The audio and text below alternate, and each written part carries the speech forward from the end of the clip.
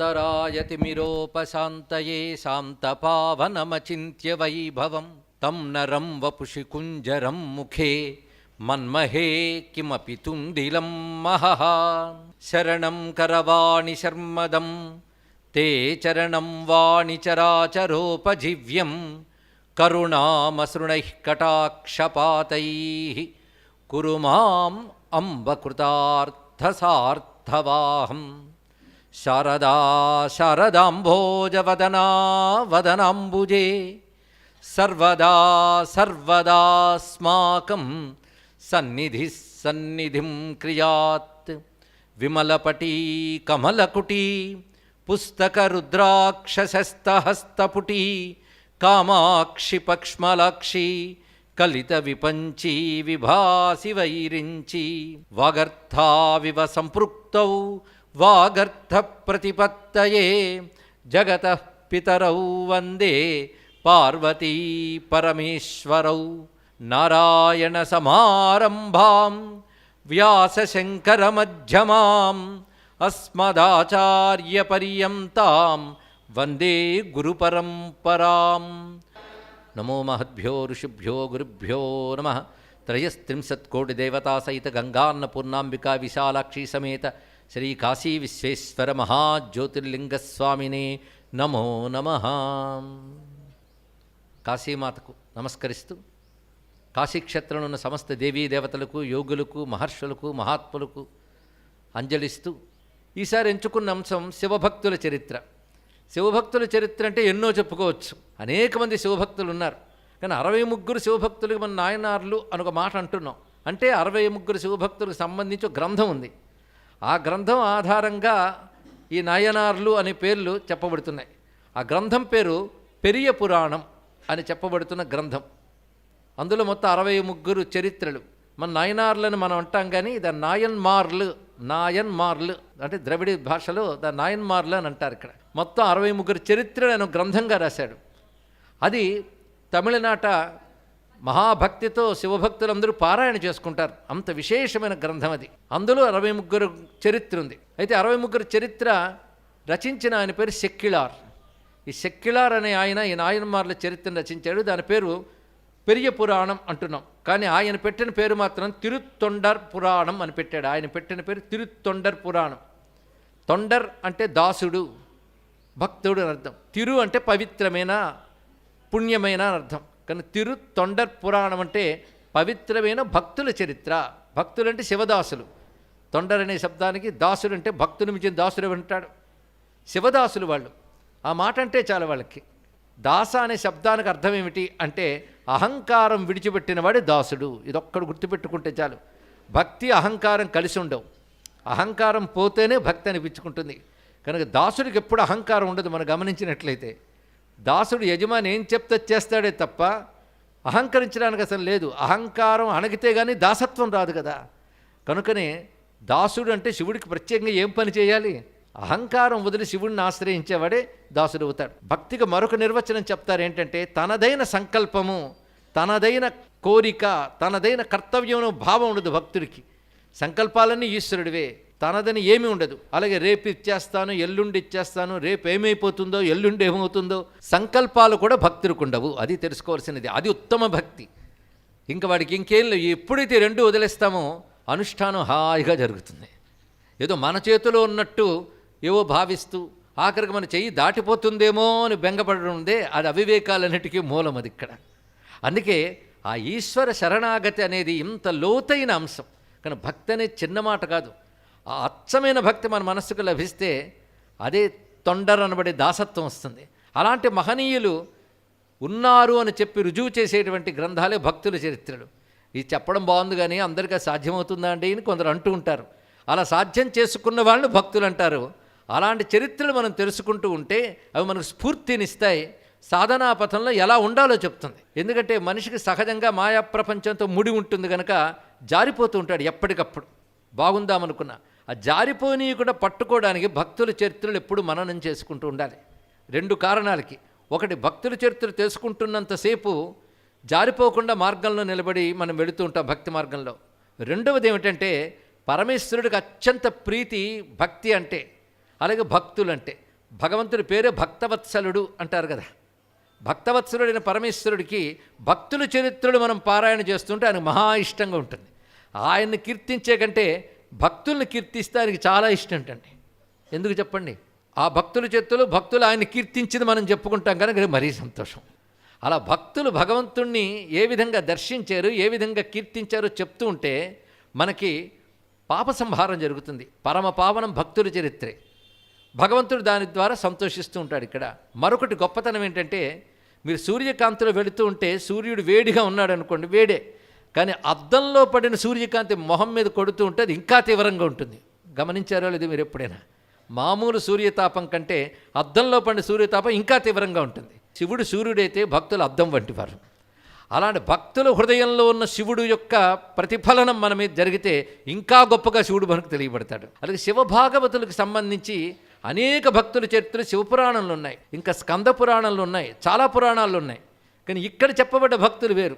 ఈ భక్తులు శైవ సిద్ధాంతానికి సంబంధించి ప్రధానంగా ద్రవిడ దేశాల్లో ఆధారం చేసుకున్నటువంటి భక్తుల చరిత్ర రచించిన వాడు సెక్యులర్. ఆయన కొత్తగా ఇందులో ఏవి కల్పన చేయలేదు. ఉన్న భక్తుల చరిత్రని ఒకచోట సంకలనపరిచి రచించాడు. ముందు ఈ సెక్యులర్ పెరియ పురాణానికి ఎంత పవిత్ర స్థానం ఉందో తెలుసుకుంటూ ఒక ఉపోద్ఘాతం చాలా ముఖ్యమైన అవసరం గ్రంథం గురించి, ఇందులో ఉన్న వైశిష్ట్యం గురించి. ప్రధానంగా శైవ సిద్ధాంతం ఒకటి ఉంది. శైవ సిద్ధాంతం అంటే శివుని ఆరాధించేటువంటి సిద్ధాంతం. అందులో శివతత్వం చెప్పబడుతుంది. శివుని కృప పొందడానికి మనం ఎలా ఉండాలో, ఏమిటి మార్గములో శాస్త్రం ఏం చెప్పిందో చెప్తుంది. ఇది శైవ సిద్ధాంతం అంటే. ఏది పొందాలి, ఎలా పొందాలి. ఎప్పుడు సిద్ధాంతంలో రెండు అంశములు ఉండాలి. పొందవలసింది శివుడు. శివుణ్ణి పొందాలి అంటే శివుడు అంటే ఏంటో తెలియాలి కదా. శివుడు ఒక విగ్రహమా, లేక ఒక రూపమా, ఒక లింగమా? శివుడు అంటే ఏమిటి, అసలు శివతత్వం అంటే ఏమిటి అని శివుని గురించి మొత్తం చెప్పాలి.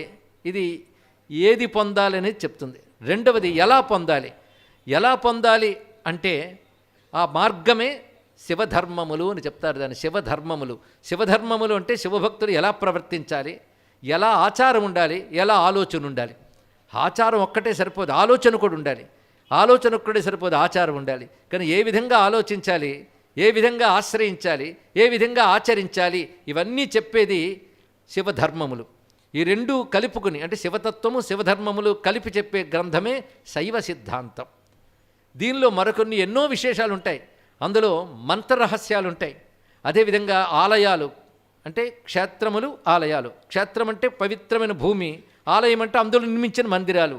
వాటి మహిమ ఏమిటి, ఎంతమంది ఆ క్షేత్రాలను ఆశ్రయించి తరించారు అంటూ క్షేత్ర విశేషములు చెప్తారు. ఎందుకంటే భక్తులకి క్షేత్రములు ఆలంబనము. ఈ మాట గుర్తుపెట్టుకోవాలి. నేను భక్తుడిని కానీ ఇంట్లో కూర్చుంటానంటే సరిపోదు, క్షేత్రములు సంచరించాలి. ఆ క్షేత్రాల్లో మహాత్ములు తిరిగిన చోట్లు కనుక వాటి ప్రభావం తప్పకుండా ఉంటుంది. మనస్సు భగవన్మయం అవుతుంది క్షేత్రాలు దర్శించినప్పుడే. మన ఇళ్లలో ఉన్నప్పుడు ఆలోచిస్తే భగవంతుడు వస్తాడు. ఇక్కడ ఆలోచించకపోయినా భగవంతుడు మనసుకు తాకుతుకుని ఉంటాడు. క్షేత్రముల యొక్క గొప్పతనం అది. అందుకు క్షేత్ర దర్శనం చేయాలి. క్షేత్ర ఆటనం, ఆటనం అంటే క్షేత్రములో నడిచి సంచరించి వెళ్ళాలి. అందుకే క్షేత్రాటనం కూడా భక్తులు ఎంచుకునే మార్గం అది. ఇక్కడ భక్తులందరూ అలాంటి వాళ్ళు, ఇప్పుడు చెప్పబోయేవాళ్ళు. అలాంటి దివ్యమైనటువంటి క్షేత్ర చరిత్రలు అన్నీ కూడా ఉంటాయి దేంట్లో, శైవ సిద్ధాంతంలో. ఈ శైవ సిద్ధాంతంలో ప్రధానంగా తమిళనాట ఉన్న శైవ సిద్ధాంతం వైదిక శైవం లేదా ఆది శైవం అని దానికి పేరు. వైదిక శైవం, ఆది శైవం. శైవం అనేక మార్గాల్లో ఉందండి. వీరశైవం మాట వినుంటారు మీరు. కన్నడ ప్రాంతంలో బసవేశ్వరుడు మతం వీరశైవం. అలాగే పాశుపత శైవం మరొక శైవం ఉంది. మిశ్ర శైవం మరొకటి ఉంది. స్మార్తులు సాధారణంగా చేసే మిశ్ర శైవం అంటే విష్ణు అందరి దేవతల్ని కలిపి ఆరాధిస్తూ ఉంటారు, అది మిశ్ర శైవం. కాశ్మీర శైవం మరొకటి ఉంది. ఇక్కడ ఆసక్తి కలవారి కోసం ఇన్ని శైవ సిద్ధాంతాలు ఉన్నాయని చెప్తున్నా. కాశ్మీర శైవం మరొకటి ఉంది. అందులో విజ్ఞాన భైరవ తంత్రం, అదేవిధంగా శివునికి సంబంధించిన ప్రత్యభిజ్ఞా సిద్ధాంతం, ఇవన్నీ ఉంటాయి. అది చాలా లోతైన తాత్వికతతో కూడి ఉంటుంది. విజ్ఞాన భైరవ తంత్రం అని పేరుకి కానీ అందులో తంత్రమంత్ర క్రియలే ఉండవు. అంత యోగం అందులో ఉంటుంది, ఆలోచన తత్వ విచారణ ఉంటుంది. విజ్ఞాన భైరవ తంత్రం. కాశ్మీర సేవ అత్యద్భుతమైనది. అలాంటి కాశ్మీర సేవ ఉన్నటువంటి కాశ్మీరంలో అద్భుతమైన శివక్షేత్రాలు కూడా ఉన్నాయి, ఉండేవి. అయితే మనం ఇప్పుడు కాశ్మీర్ ఎలాంటి పరిస్థితుల్లో ఉందో తెలుసు. మొత్తానికి ఆ కాశ్మీర సంస్కృతి బాగా కలిగిన కాళిదాసాది మహాకవులు అక్కడికి చెందిన వారే. అత్యద్భుతమైనటువంటి విషయములు కాశ్మీర శైవ సిద్ధాంతం. కానీ ఇన్ని శైవ సిద్ధాంతాలు ఉన్నాయని చెప్తున్నాం. ఇప్పుడు చెప్తున్నది తమిళనాట ఉన్న శైవ సిద్ధాంతం. ఇవి ఒకదాని కూడా విరుద్ధం కాదు, అన్నీ కలిపి ఒకే మూలమైన వేదం నుంచి వచ్చినవైనప్పటికి కూడా పాశుపతం పద్ధతి ఒకలా ఉంటుంది, వీరశైవం పద్ధతి ఒకలా ఉంటుంది. ఈ ఆదిశైవం శుద్ధమైన సాత్వికతతో వైదిక మార్గంలో ఉంటుంది. ఈ ఆదిశైవ సిద్ధాంతాల్లో గొప్పతనం ఏంటంటే ఇతర దేవత నింద ఎక్కడా కనబడిందండి. కొంచెం వీరశైవం అక్కడికి వచ్చేటప్పటికల్లా వీర వైష్ణవం వల్లనే వాళ్ళు శివుణ్ణి తగ్గించినట్లు వాళ్ళు విష్ణువుని తగ్గించడం కనబడుతుంది. కానీ ఆదిశైవ సిద్ధాంతంలో మాత్రం శివు పారమ్యం చెప్తారే తప్ప ఇతర దేవతల నింద ఎక్కడా ఉండదు. అది కూడా గొప్ప విషయం. మొత్తం నాయనార్ల హృదయం ఇప్పుడు ఆవిష్కరించుకుంటున్నాం, మొత్తం కలుపుకుని సమూహంగా. ఇలాంటి శైవ సిద్ధాంతంలో ప్రధానంగా గ్రంథములు 12 ఉంటాయి.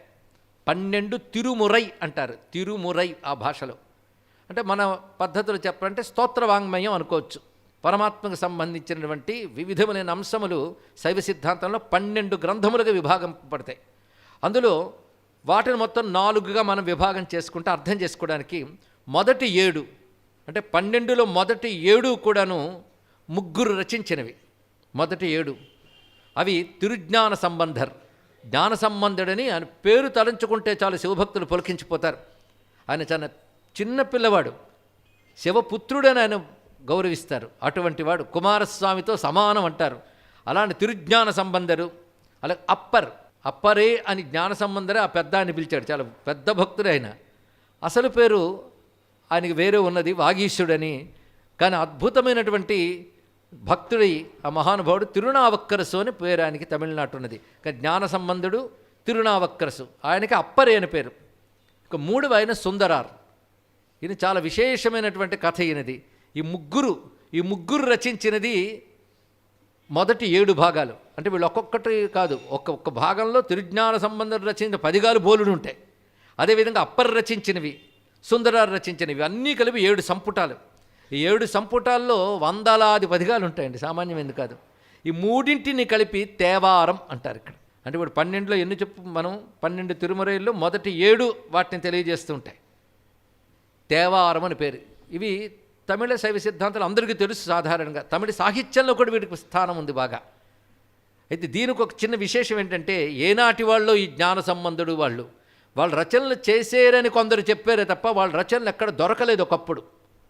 ఆ సమయంలో నంబియార్ అనొక కుర్రవాడు, చిన్నపిల్లవాడు, గణపతికి భక్తుడై ఉండేవాడు. అరూరార్ నంబి అంటారు ఆయన్ని. అప్పుడు ఆ సమయంలో అభయ కులశేఖర చోళ అని ఆయన పాలించే కాలంలో ఈయన గణపతిని ఎక్కువ ఆరాధన చేసేవాడు చిన్నతనంలో. ఆ గణపతి అతనికి అనుగ్రహించి విద్యలను నేర్పాడు, ఆ నంబి అనేటువంటి ఆయనకి. అప్పుడు గణపతి నుంచి విద్యలు నేర్చుకున్న ఆయనకి గొప్ప శాస్త్రవేత్త అయిపోయాడు. గణపతి స్వయంగా గురువుగా నేర్పాడండి. భక్తి ఉండాలే కానీ భగవంతుడు అలా నేర్పుతాడు కూడా, అలా పట్టుకోగలగాలి. అప్పుడు ఆయన వచ్చి నేర్పాడు విద్యలన్నీ. ఎందుకంటే గణపతి అంటేనే విద్యలకు ప్రభువు కదా. ఆయన వద్ద విద్యలు నేర్చుకున్న తర్వాత ఆయనకు మాట, ఆ తిరుజ్ఞాన సంబంధులు వాళ్ళందరూ గొప్ప గొప్ప రచనలు చేశారని తెలుసు, కానీ ఆ రచనలు ఇప్పుడు ఎక్కడున్నాయో అని ఒక వేదన కలిగింది. అప్పట్లో లేవు, ఆ రచనలు దొరకలేదు. ఆ సమయంలో గణపతే చెప్పాడు, నాయన ఇక్కడ కొంత దూరంలో ఒక ఊరిలో అవి ఫలానా చోట ఉంటే వెళ్ళు అని చెప్పాడు. వెళ్ళి చూస్తే అక్కడ ప్రాచీనమైనటువంటి రచనలు మొత్తం దొరికాయండి. అవి మొత్తం తీసుకుని ఆయన నిబద్ధం చేశాడు. వాటిని రాగి రేకుల మీద రాసి నిబద్ధం చేశారు. చిదంబర క్షేత్రంలో వాటిని నిబద్ధం చేయడం జరిగింది. మొత్తం ఈ తిరుమరైలో అన్నీ దొరికే చోటు చిదంబరం. అవన్నీ అక్కడ భద్రపరచబడ్డాయి. అందులో మొత్తంగా ముందు చెప్పబడినటువంటి ఈ తేవారం తీసుకొచ్చిన ఘనత మాత్రం ఆ నంబి అనే కుర్రవాడికే చెందుతుందండి. ఇక్కడ అతడు మళ్ళీ ప్రత్యేకించి స్వామి మీద ఒక రచన చేశాడు. దాని పేరు తిరుత్తొండార్ తిరువందాది. ఎవరు నంబియార్ రచించినటువంటి గొప్ప విషయం అది. అయితే ఆయనకు కూడా నంబి అండార్ నంబి అని కూడా పేరున్నది. తర్వాత ఇప్పటి వరకు 7 చెప్పుకున్నాం కదా. మొదటి భాగం 7 రచించిన వాళ్ళెవరు? జ్ఞాన సంబంధరు, అప్పరు, సుందరారు. ఇవి మనకు లభించేటట్టు చేసిన వాడు నంబి. ఆయనకు నమస్కారం చేసుకుందాం. ఇక 2వ భాగంలో అంటే 8వది. ఆ 8వది ఏది అంటే తిరువాచకం అనే పేరుతుంటుంది. ఇది మాణిక్యవాచకుడు అని మహానుభావుడు రచించాడు. ఈ మాణిక్యవాచకుడు చరిత్ర కూడా చాలా విస్తారమైనది. ఇవి కూడా వందలాది 10 ఉంటాయి దీనిలో. ఆయన రచించినటువంటి కీర్తనలు వందలాది. ఆయన ఒక మహారాజుకు మంత్రిగా ఉన్నటువంటి మహాపండితుడు కూడా. కానీ శివుడికి అంకితమైపోయి రచించాడు ఆయన. ఆయన కూడా బహుక్షేత్రముల దర్శనం చేశాడు, అరుణాచల దర్శనం ఇత్యాదులు చేశాడు ఆయన. కానీ ప్రధానంగా ఆయన చిదంబరమే ముఖ్యం. అయితే ఇవన్నీ పాడేయడమే తప్ప ఆయన వ్రాసి పెట్టుకోలేదు. అది గొప్ప విషయం. ఇలా వందలాది వేలాదులు ఆయన పాడేశాడు, ఒక్కడు కూడా ఆయన రాసి పెట్టుకోలేదు.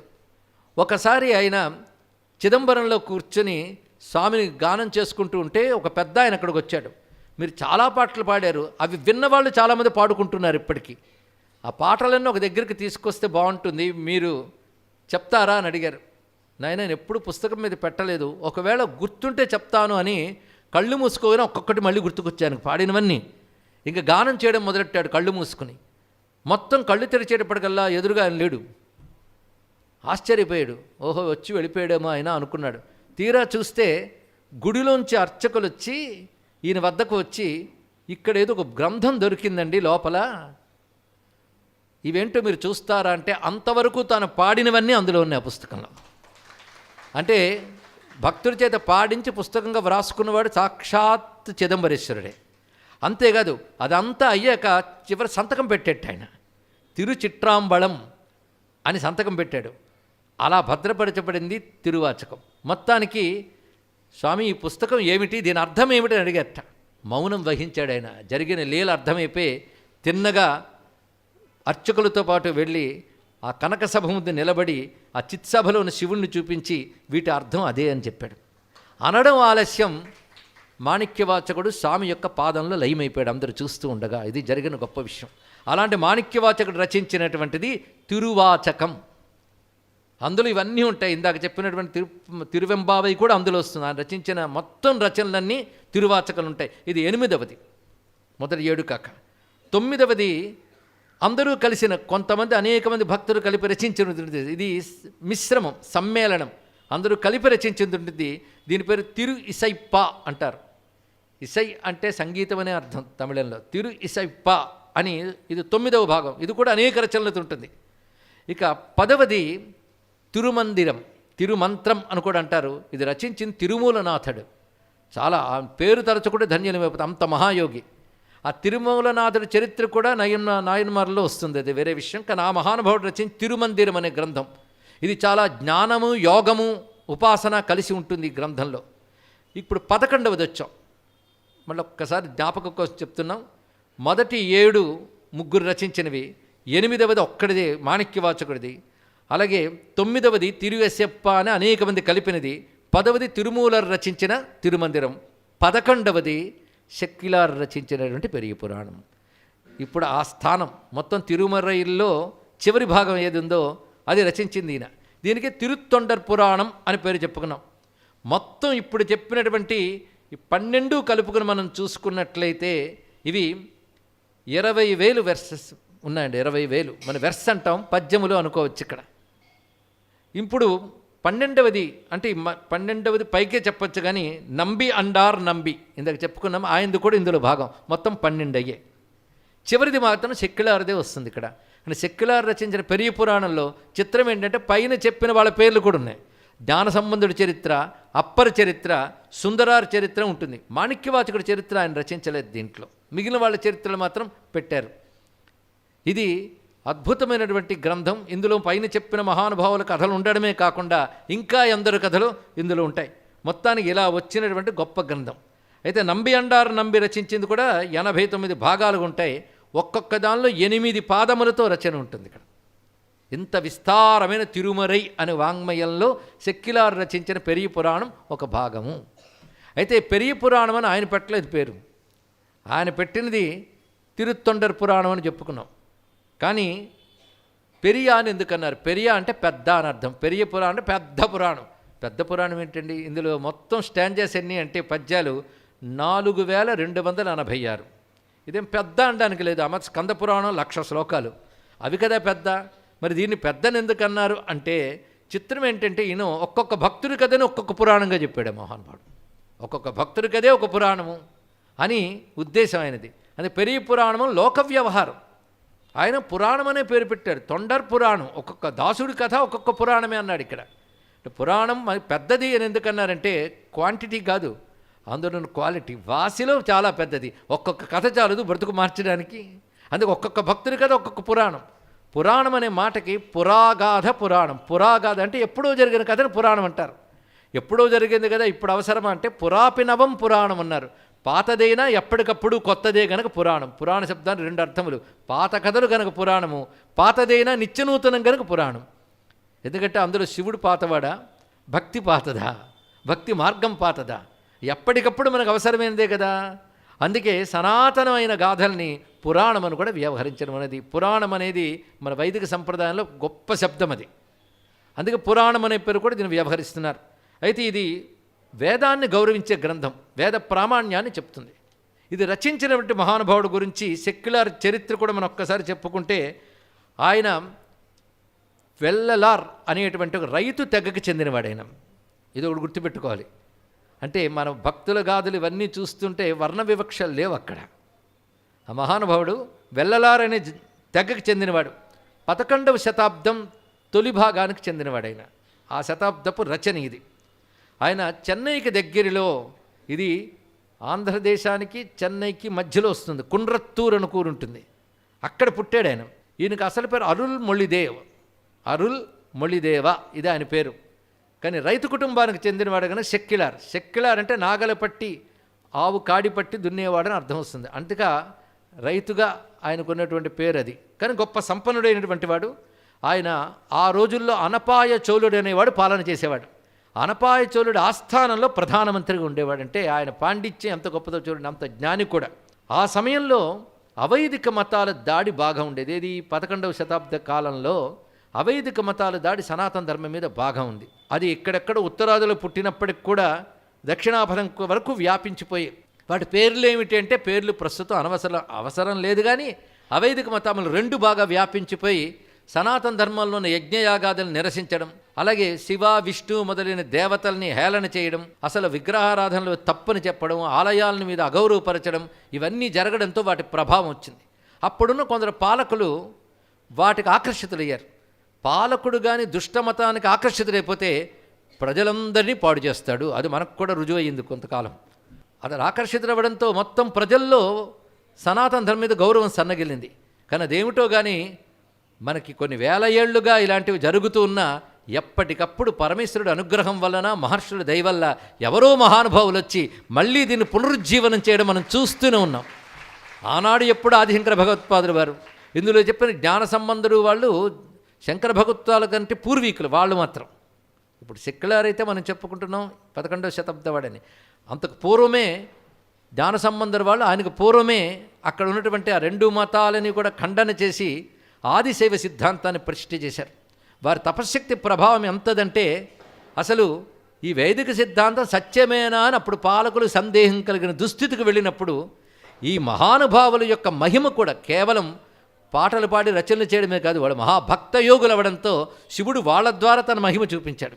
అలా మహిమ చూపించడంతో అప్పుడు రాజులు ప్రభావితులై తిరిగి వైదిక శైవ సిద్ధాంతాన్ని స్వీకరించి ఆలయాలన్నిటి కూడా వైభవంగా తీర్చిదిద్దారు. అందుకే ఒక చరిత్రగా మనం చూసినప్పటికీ కూడా ఒక భక్తుల చరిత్రగా వినడమే కాకుండా సనాతన ధర్మాన్ని సముద్ధరించిన మహాత్ముల చరిత్రగా కూడా దీన్ని తీసుకోవాలి. మొత్తాన్ని 11వ శతాబ్దానికి వచ్చేటప్పటికల్లా మళ్ళీ దీన్ని సముద్ధరించవలసిన అవసరం వచ్చింది. ఆ సమయంలో ఈ అనపాయ చోళుడు సనాతన ధర్మంపై ఆసక్తి కలిగి ఇలా దుర్మతాలు బయలుదేరిపోయి సనాతన ధర్మాన్ని దెబ్బతీస్తున్నాయి, వీటిని ఖండించడానికి ఏదైనా చెయ్యాలని ఈ సెక్యులర్ని అడిగారు. సెక్యులర్ అప్పుడు ముందుగా మన ప్రాంతాల్లో ఉన్న ఆలయాల గొప్పతనం చెప్తే ప్రజలకు ఆలయాలతో అనుబంధం ఏర్పడుతుంది. అలాగే ఆలయాల్లో దేవతల్ని కీర్తించిన మహాత్ములు ఎందరెందరో ఉన్నారు, జ్ఞాన సంబంధం మొదలైన వారు. వాళ్ళ అలాంటి భక్తుల చరిత్రలన్నీ నేను సేకరించి రాస్తే అదొక స్ఫూర్తి కలిగి భక్తులు ఆలయాలు ఈ రెండిటి గురించి మనం ప్రజలకు తెలియజేస్తే వాళ్ళు భగవంతుడితో అనుబంధం ఏర్పరచుకోగలరు. చూడండి ఎంత గొప్ప మాట. కానీ భగవంతుడు ఉండవచ్చుగాక, కానీ ఆయన ఉన్నాడని తెలియజేయడానికి నిదర్శనాలు ఏమిటి, తార్కాణాలు ఏమిటి? రెండు, ఒకటి ఆలయాలు, రెండవది భక్తులు. భగవంతుడు ఉన్నాడనడానికి సజీవ తార్కాణాలు భక్తులు. ఆయన ఉన్నాడు కనుక మేమున్నా ఉంటారు భక్తులు. మా ఊపిరిలో ఆయన ఉన్నాడు, మా ధ్యాసలో ఆయన ఉన్నాడు, ఆయన మహిమ మాలో ఉన్నది అని చెప్పగలిగింది భక్తుల చరిత్రలు. అందుకే ఒక భక్తులు ఆలయాలు ఈ రెండూ కాపాడుకుంటే సనాతన ధర్మం కాపాడబడుతుంది.